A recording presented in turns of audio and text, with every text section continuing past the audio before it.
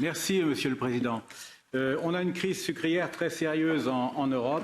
J'ai moi-même eu l'occasion d'aller voir les betteraviers d'Ebbville dans la Somme, dont l'usine risque de fermer, et donc ces betteraviers vont perdre leurs débouchés. Et je suis un peu inquiet, je vous ai entendu, en dehors de lutter contre le dumping sucrier pratiqué par l'Inde, ce qui est une bonne chose, j'ai l'impression que vous n'avez pas trop de solutions, puisque vous avez posé la question, l'Union européenne doit-elle intervenir sur les marchés? Vous avez répondu non. Il faut attendre une période d'ajustement dont on ne sait pas très bien combien elle va durer. Peut-on pratiquer des aides volontaires? Vous expliquez que non. Certains États s'y opposent, donc ça ne fait pas beaucoup de solutions. Et on a vu ce matin qu'avec le projet d'accord avec le Mercosur, on envisage d'importer de sérieux volumes de sucre et d'éthanol.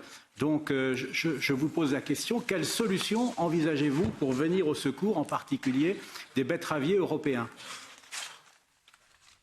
Le fait que le sucre est un produit sensible devrait le rester.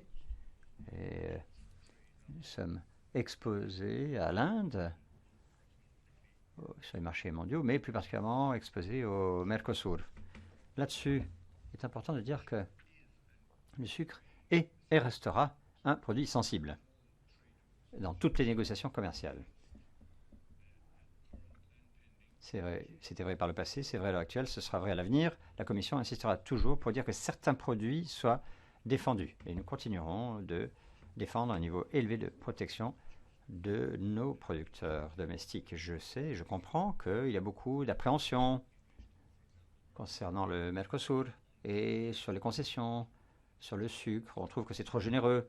Ça va exposer nos propres producteurs à payer un prix trop élevé pour cet accord.